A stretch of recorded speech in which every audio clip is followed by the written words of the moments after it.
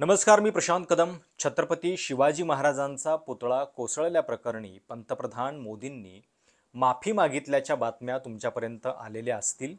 पण पंतप्रधानांचं विधान जर आपण बारकाईनं बघितलं तर ही मनापासून माफी म्हणायची का? ज्या माफीमध्ये पंतप्रधान मोदींनी दुसऱ्याच वाक्यामध्ये सावरकर आणलेले आहेत आणि माझ्यावरचे संस्कार वेगळे आहेत, विरोधकांचे वेगळे आहेत असं म्हणत मी कसा संस्कारी आहे हे दाखवण्याचा मीपणाच त्यांनी माफीपेक्षा अधिक केलेला आहे का, असे सगळे प्रश्न उपस्थित होतात. आणि त्यामुळं हे माफीचं विधान आपण नीट बारकाईनं बघितलं तर त्याच्यातनं बरेच अर्थ निघतात. एकतर पंतप्रधान या सगळ्या घटनेनंतर पहिल्यांदाच महाराष्ट्रामध्ये आलेले होते आणि साहजिक आहे की इतकी मोठी घटना की ज्याची केवळ महाराष्ट्रातच नव्हे तर देशामध्ये चर्चा झालेली आहे आणि छत्रपतींसारखे युगपुरुष त्यांच्या पुतळ्याबद्दल अशी घटना होणं याचा एक पॉलिटिकल बॅकलॅश भाजपला 4 दिवसांपासून सहन करावा लागतोय.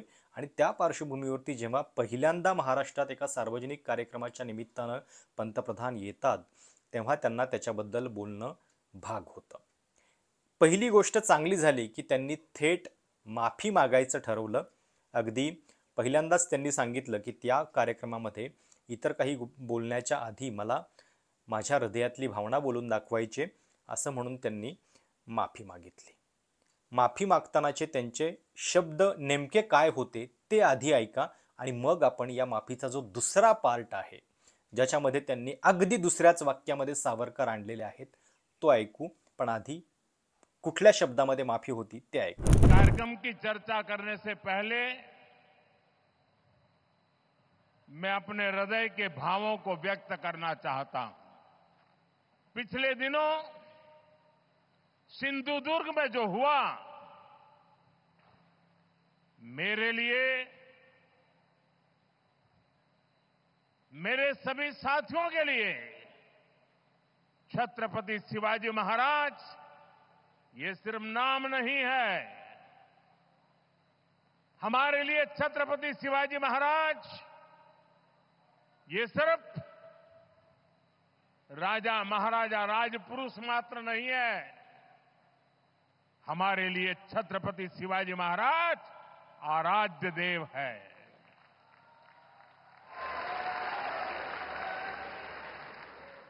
और मैं आज सर झुका करके मेरे आराध्य देव छत्रपति शिवाजी महाराज की उनके चरणों में मस्तक रख के माफी मांगता हूं। आता खरोखर जर मनापासून खेद झाला असता तर कदाचित पंतप्रधान इथंच थांबले असते. पण याच वाक्यापाठोपाठ त्यांनी लगेच दुसरं वाक्य सावरकरांच्या बद्दल आणलं. म्हणजे आम्ही तर माफी मागतोय छत्रपती शिवाजी महाराजांच्या पुतळ्याबद्दल, पण वीर सावरकरांच्या बद्दल, रोज उठ सूट या भारत मातेच्या महापुरुषाबद्दल काही लोक जे आहेत ते सातत्यानं अपशब्द काढत असतात, त्यांना म्हणजे अगदी शिव्या देतात. आणि या लोकांना मात्र आजपर्यंत कधी माफी मागायची सुबुद्धी झालेली नाहीये. पण आमचे संस्कार हे वेगळे आहेत आणि म्हणून मी आत्ता माफी मागतो आहे असं पंतप्रधान म्हणाले. खरं तर पंतप्रधानांची माफी खरोखर मनापासून असेल, त्यांना या घटनेचा मनापासून खेद वाटत असेल तर पंतप्रधानांच्या माफीपर्यंत कारवाई दिसायला पाहिजे होती. म्हणजे ज्या क्षणी पंतप्रधान माफी मागत होते तोपर्यंत या घटनेतल्या एकाही आरोपीला अजून साधी अटक पण झालेली नाहीये. जयदीप आपटे आणि चेतन पाटील यांच्या विरोधात पोलिसांनी FIR केलाय ना, त्या दोघांना अजूनही पोलीस का पकडू शकलेले नाहीयेत? आणि ज्या घटनेची पंतप्रधानांना माफी मागावीशी वाटते त्या घटनेबद्दल ते प्रशासनाला जाब विचारू शकत नसतील का? किंवा पंतप्रधानांना एवढा खेद झालाय याची जरा तरी जरब देशाच्या आणि राज्याच्या गृह मंत्रालयाला काही वाटत नाही का की पंतप्रधान महाराष्ट्रात येत आहेत आणि त्याच्या आधी मग आपण किमान कारवाई जी आहे ती या सगळ्या घटनेमध्ये करून दाखवली पाहिजे. या सगळ्या प्रकरणामध्ये जो भ्रष्टाचार झालेला आहे त्याचा मुद्दा आहे आणि तो छत्रपती शिवाजी महाराजांच्या एका कामात झालेला आहे, त्यांच्या पवित्र पुतळ्यासंदर्भात झालेला आहे. आणि त्यामुळं या उदाहरणावरून खरं तर त्यांनी माफीसोबत या गोष्टी करून दाखवायला पाहिजे होत्या की कुठलाही गैरकारभार जो आहे तो या घटनेसंदर्भात खपवून घेणार नाही. म्हणून एकतर पहिल्यांदा कारवाई व्हायला पाहिजे होती. दुसरी गोष्ट म्हणजे जे पंतप्रधान माफी मागतायत त्याच पंतप्रधानांच्या पक्षाचे नेते आणि त्यांच्याच मंत्रिमंडळातले एक मंत्री काल परवापर्यंत तिथं विरोधक जात होते तर त्यांना जाऊ देत नव्हते. पोलिसांना त्यांचे सुपुत्र हे थेटपणे धमकावण्याचं काम करत होते. त्यामुळं एकीकडे भाजपचे सर्वोच्च नेते पंतप्रधान मोदी हे माफी मागतायत आणि त्यांच्याच पक्षाचे खासदार विरोधकांना धमकावण्याचं काम करतात. त्यामुळं ही नेमकी कुठली माफी आहे की ज्याचा पंतप्रधानांच्या त्यांच्याच पक्षातल्या खासदारांना सुद्धा बोध होत नाही किंवा त्यांच्यापर्यंत त्यांची माफी मागची भावना अस्वस्थता पोहोचत नाहीये, याचा पण विचार करायला पाहिजे. सावरकरांच्या बद्दल राहुल गांधी बोलत असतात, सातत्यानं टीका करत असतात. तो विषय वेगळा आहे. खरं तर राजकीय दृष्ट्या तुम्हाला सावरकर आणायचे तर तुम्ही अनेकदा याच्या आधी आणलेले आहेत, याच्या पुढेही आणू शकता. पण ज्यावेळी छत्रपती शिवाजी महाराजांचा विषय आहे त्यावेळी जर खरोखर मनापासून माफी असेल तर ती तिथंच थांबायला पाहिजे होती. केवळ माफीवर थांबायला पाहिजे होती. पंतप्रधानांना या महाराष्ट्रानं खुल्या दिलानं माफ केलं असतं. पण दुर्दैवानं याही वेळी त्यांच्या डोक्यातलं राजकारण जे आहे ते गेलेलं नव्हतं.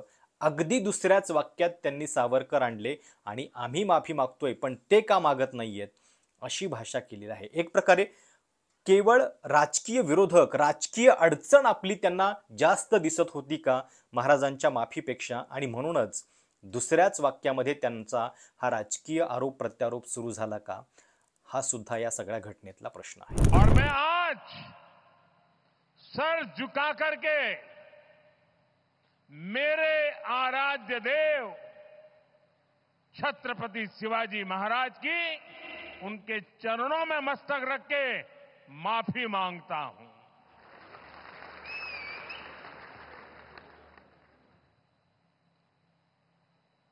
हमारे संस्कार अलग है. हम वो लोग नहीं हैं जो आए दिन भारत मां के महान सपूत इसी धरती के लाल वीर सावरकर को अनाप शनाप गालियां देते रहते हैं, अपमानित करते रहते हैं, देशभक्तों की भावनाओं को कुचलते हैं. उसके बावजूद भी वीर सावरकर को गालियां देने के बावजूद भी माफी मांगने को जो तैयार नहीं है, अदालतों में जाकर के लड़ाई लड़ने को तैयार है, इतने बड़े महान सपूत का अपमान करके जिनको पश्चाताप नहीं होता है, महाराष्ट्र की जनता उनके संस्कार को अब जान ले. ही माफीची जी स्ट्रॅटेजी आहे तीच या म्हणजे स्ट्रॅटेजी पण म्हणणं खरं तर चूक आहे. कारण ही घटना इतकी वेदनादायी आहे, इतकी सगळ्या मनाला म्हणजे वेदना देणारी आहे की याच्यामध्ये राजकारण्यांकडे दुसरा काहीही पर्याय नाही आहे. त्यांनी माफीच मागायला पाहिजे आणि हेच काम भाजपचे राज्यातले नेते आशिष शेलार यांनी पहिल्या दिवशी केलेलं होतं. दुसऱ्या दिवशी अजित पवारांनी जाहीरपणे माफी मागितली महाराष्ट्राची. 13 कोटी जनतेची माफी मागतो आणि हे कृत्य महाराजांच्या बाबतीत पुन्हा घडणार नाही असं ते म्हणाले. त्याच्यानंतर मग एकनाथ शिंदेंचं माफीबद्दलचं विधान आलं. त्यामुळे या माफीचे क्रम सुद्धा बघा कसे आहेत. महायुतीमध्ये या सगळ्या घटनेबद्दल एकवाक्यता दिसत नाहीये हे याच्यातनं दिसत होतं. आणि आज पंतप्रधान महाराष्ट्रातल्या एका कार्यक्रमात आल्यानंतर ते माफी मागतात, पण अशा सगळ्या टर्म्स आणि कंडिशनसह म्हणण्यापेक्षा त्यांच्या डोक्यातलं राजकारण जे आहे ते या मुद्द्यावरती अजूनही गेलेलं नाही. म्हणजे महाराजांच्या पुतळ्याबद्दल ही घटना झाली आहे याचा खेद तुम्हाला जास्त आहे की सावरकरांच्या बद्दल हे बोललं जातंय आणि माफी मागत नाहीयेत याचा खेद जास्त आहे? हा प्रश्न या सगळ्या माफीनाम्याच्या वक्तव्यावरून आपल्याला विचारला पाहिजे.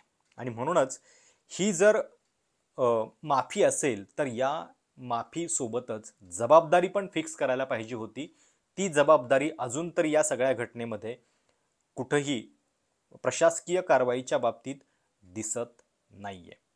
आणि म्हणून जो पुतळा तुमच्याच प्रचारासाठी इतक्या घाईघाईत बनवला गेलेला होता, ज्या पुतळ्याच्या वर्क ऑर्डर आधी निघाल्यात आणि नंतर टेंडर निघालं, हे कसं काय झालं? तुमच्याच कार्यक्रमासाठी हे झालेलं होतं का? आणि तुमच्याच कार्यक्रमामुळं मग नौदलाला आपली प्रतिष्ठा कमी करून अशा पद्धतीचं काम करावं लागलं. या सगळ्या प्रकरणामध्ये नौदलासारख्या प्रतिष्ठित संस्थेचं नाव बदनाम झालंय. याच्याबद्दलची माफी कोण मागणार?